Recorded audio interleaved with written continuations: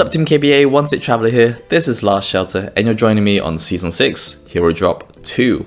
So last week we did have Lust alongside Prophet, Shadow and Wrath. A very good pull and a nice way to kick off at the new season. So if you did drop your super tickets in there, let me know down in the comments how it went. A lot of you have been sharing with me on my Discord how they fared, and looks like a lot of you picked up some pretty good RNG and copies, so congrats. And if you have been saving your tickets for this particular hero drop, help you decide if this is the right drop for you. I also want to share a latest milestone from our Last Shelter partner, Leo's VIP Club. They celebrate having completed over 300 skin raffles across base skins and APCs.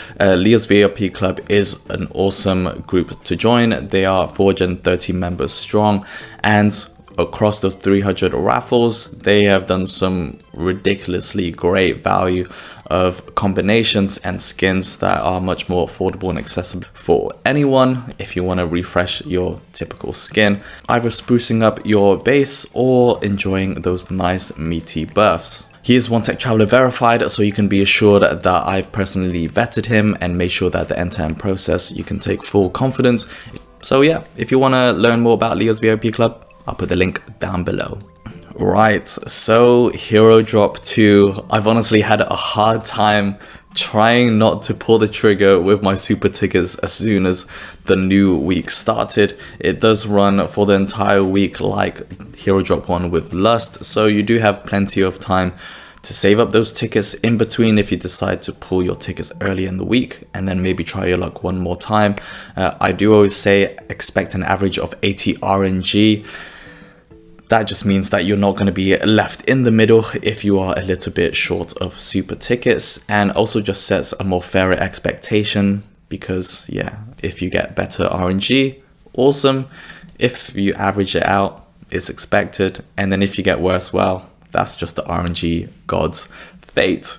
So in Hero Drop 2, we do have these 3 ladies and the new hero Retrograder, so we are going to talk about each one of them, and like with Lust, focus a little bit more around Retrograder to give you some background on how his skills, now that they are finalized, polished, and say whether he is a worthwhile hero to add to your entire collection.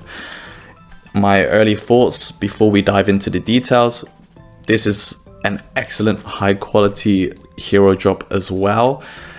The 3 ladies, top picks, and then Retrograder, untested, bit mixed waters with early impressions that we'll dive into in a moment, but personally I still think as long as his skills are fixed, he is going to really give you a lot more options. So let's dive into Hero Drop 2. So these are the 3, and of course Retrograder is the main reason why you want to go into this pool, but honestly, even if he is not, just the overall depth in this drop is really exciting. So we have Retrograder, we have Huntress, Scarlet Siren and Predator. So actually you are getting one of each troop type, Huntress being vehicles, Scarlet Siren for fighters, and then Predator for shooters. Retrograder, the unique thing about him is that he can run any troop types, so he is going back to basics. Like with the legendary heroes, you can pair him with any of the troop types and he is going to execute any of his skills, which is awesome. Finally, we get an SX hero that is versatile, and why he adds so much more options to your overall APC building. Now, in terms of their roles, Huntress is going to be your damage dealer akin to Death Rider, Captain Ivanov, Countdown. Scarlet Siren, also another damage dealer, but for fighters, she is actually the definitive best damage dealer for fighters. Fighters generally aren't known so much for their damage, it's more of their defensive tankiness, but she is a huge upgrade from the current offerings like And the Night, Dragon's Rage, Lone Wolf, Venom Walker. Yeah, they're okay, nothing great, but finally, yeah, she is a nice worthwhile addition to fighters. And then finally we have Predator. She is a support shooter hero, Primarily, you'd want her in the mid, but she can also play in the front depending what kind of weighting of an offensive, balance, or defensive formation you are going for. And again, she is a super top tier. And then of course, we have Retrograder. He runs anyone. He is a support hero, so actually he would be better placed in the front, but I do also see him playing him in the mid, so you do have a few options there. Now the overall quality again is very high. There's really no, like, the baseline is super high. There's not one hero. If you are looking for more of a safer option with really high quality heroes in it, you are going to find that here. There is no meme hero, there's no low baseline or, you know, underwhelming type of hero. You are going to be happy with any one of them. And that's also why, if you have had bad luck previously, or yeah, you just aren't getting the heroes that you are targeting, these are really going to bolster any kind of APC across all of your formations. And they also can play well with each other, having a great synergy alongside Predator and Huntress, but also Retrograder being that versatile frontliner, and then Scarlet Siren in a fighter or mixed APC formation. So we are going to talk about that more, but baseline, really high quality, low to zero risk. A lot of the questions you should be asking yourself is whether these heroes are going to slide in your APCs and is going to give you what you are looking for. So first one up, let's talk about the big boy, the big man, Retrograder Blade. So if you're looking at what kind of troops you want to run him in or which one is better, I do see him being better for shooters and vehicles than for fighters. His first skill, Over the Rock, will provide different buffs depending what troops he is holding, which is great. So for fighters, he is going to provide a minus 35% damage reduction to his squad, and you would want him as a front row hero. The next one up is for vehicles. This looks more like an enemy damage reduction. It's a little bit wordy, but it will target 2 random enemy squads. A stackable effect, that means it will activate very quickly. It is stacked based on combat skills and basic troop attack triggers. So you're looking at a total of minus 64%. Very nice. Finally, we have shooters, which I think is also really strong. He is going to provide an evasive maneuver in the first 3 turns, 65% chance, so you're looking very frequent, closer to the tune of Vanguard, and based on how she activates, this is going to be pretty regular, so good for countering those front-loaded early start of turn battle APC formations. 2, which provides different buffs for the troop types. Again, vehicles, shooters look better, and because we do have pretty solid options for fighters, but if you are looking to rock an alternative or want to run more than 2 formations with fighters in the front line and mid, then yeah, he's going to work there. Everything else is the same with his skill 3 and skill 4, and then we get up to Water Gun. Really good, faster passes.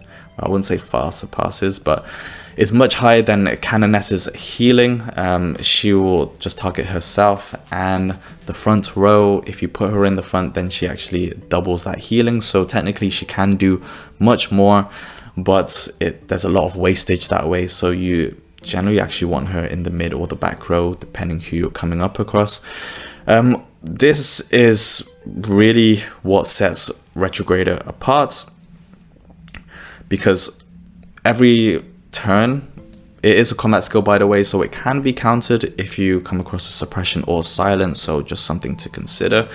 But when he does trigger, 50% chance, more than likely is going to activate, and that is a focused healing recovery ability. So excuse me, if you think about Scarlet Siren, she does focus damage to the lowest troop count.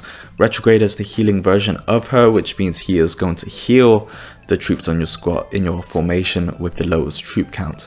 270% rate, the highest absolute number, and is really going to help the survivability of your APC. If you are coming across those focused damage heroes like Huntress, Death Rider, Hummingbird, like heroes that do really high damage in their skills that can overwhelm healing heroes like Tech Priestess or Canoness, which is the comparable of Retrograder. The only thing is they all currently, by healing, have a randomized nature. So Retrograder is the only focused high healing hero. And the nice part is, because it triggers regularly, then you will also find he is frequently clearing any enemy debuffs applied. So that is a counter to those counters if they are looking to silence or suppress. Provided that Retrograder isn't countered, then he will be able to open up, remove any of those debuffs applied to the rest of your formation. So primarily front row, he can be in the mid, and again, depending on every other hero, he could even be in the back if you want to protect and use him as that high healer. Or even, yeah, going up against maybe Huntress, he just absorbs that damage, allowing your other heroes to deal those bursts, and then he's just going to heal himself tremendously from, yeah, a Huntress APC, for example. So very strong, again, waiting for everything to be fixed, tested, and formations. But if you're already looking at needing to find that high healing hero to buff up your APCs, then Retrograder is a dope guy to put in. His awakening is a plus 15% HP, which is awesome. Again, adds to the survivability and tankiness, preference to the front and mid row. And then finally, a Fire Ambition. So this is all friendly squads unit countering minus 10%. I kind of mentioned in my live stream about countering is okay. It's not necessarily the best kind of enemy debuffs. And what it means is if you do go up against the troops that has an advantage over the ones you're running. So it's a triangle. Yeah, shooters take out vehicles, vehicles take out fighters, and then fighters take out shooters. So that 10%, not much. I've seen much higher. For this skill, it's actually from the 4th round. Damage caused by other 2 squads is plus 30%. So that damage increase and buff to your other heroes and damage dealers is nice. 30 is reasonable. It's not the highest, but yeah, his skill 8 is okay, but luckily access to his healing is within the first 5. So that is Retrograder. Is he good? I guess we'll see, but his versatility running any troops, high healing, you can pair him pretty much with anyone depending if you want to balance a healing setup or want to go super high healing, or you want to just provide that tanky front for 2 damage dealers to front load. Yeah, there's many combinations there. And next one up, we have Huntress. So Huntress, very exciting, super top quality vehicle hero that caused a lot of problems for meta formations because, yeah, if we're talking about focused, you're going to find the theme of focused in this hero drop. So Retrograder with his focused healing, Huntress also with her focused damage, differently from Scarlet Siren, but deadly nonetheless, and definitely the strongest damage dealer in this hero drop. So Huntress is really good because she will target wherever you place her in an APC, front, middle, back row. She will hit the same position on the enemy side. So if she's back row, she's going to hit the back row. And normally what that means is damage dealers being in the back, she's always going to kill that out, kill them off. And then that disables an APC. They've lost their strength and damage output. So you start to find that when people come across Huntress, they need to switch the damage dealers wherever she is, but only once they've seen that they're up against Huntress. So she is great. She's really messing up the formations a lot and also opened up new combinations. So very exciting, top tier. So yeah, she will be an awesome get if you decide to drop in this pool. So what, like I mentioned before, her skill is going to target for the first 3 turns the same position in the enemy side. She is more basic troop attack and passive skill focus, so leaning more towards, yeah, like Death Rider and Captain Ivanov. Pairing her with support heroes that increase basic troop attacks is going to help, so Ana, Predator. And you can see here that she ignores 25% of the enemy resistance. So yeah, kind of like a 25% resistance debuff. In the first 3 turns, she's going to double that as well. So essentially the skill 4 of a hero, skill 3, sorry, it just completely negates that. So nice to just bring down those high stat heroes, APCs into the mix. Next up we have Wild Pounce. So this is great, passive skill, so yeah, it's not going to be countered. 50% chance, high frequency, pairing her up with Predator, it's going to bolster that skill rate even higher. And then deals 350% bonus damage to a target, which is nice. On top of that 50%, there is another chance layer for it to inflict suppression. So it would have been super OP if that suppression was linked to the 50% trigger, but what it effectively means is a 25% chance of that suppression triggering from this skill. When it does, 1 random enemy, 1 turn, high range, so it can hit anyone that you want. I'm assuming that this skill also plays, no, it doesn't. That focused is just for that particular skill. This can hit anyone. Naturally, we'd expect 15% damage on her awakening, 40 might, and then finally, Deadly Cause. This is super dope, and again, really highlights her status as that top tier damage dealer for vehicles. 35% chance is decent. Again, it's a passive skill, so this has a nice frequent trigger from using Ana, Major Ana Predator. Deals 600% damage to 1 enemy, which is nice, very solid, but also deals an increased 810% damage to another target squad if oh no, but it deals an increased to take, but if the targeted squad has troops less than 50%, so half from the start of battle, then that 600 jumps up to 810. Again, focus to that 1 enemy, so she's not going to be an APC like breadth damage dealer. She's just focused to really kill out those rows, and 800% is super high, so crazy, awesome, top tier. So that is Huntress. And then finally we have Scarlet Siren.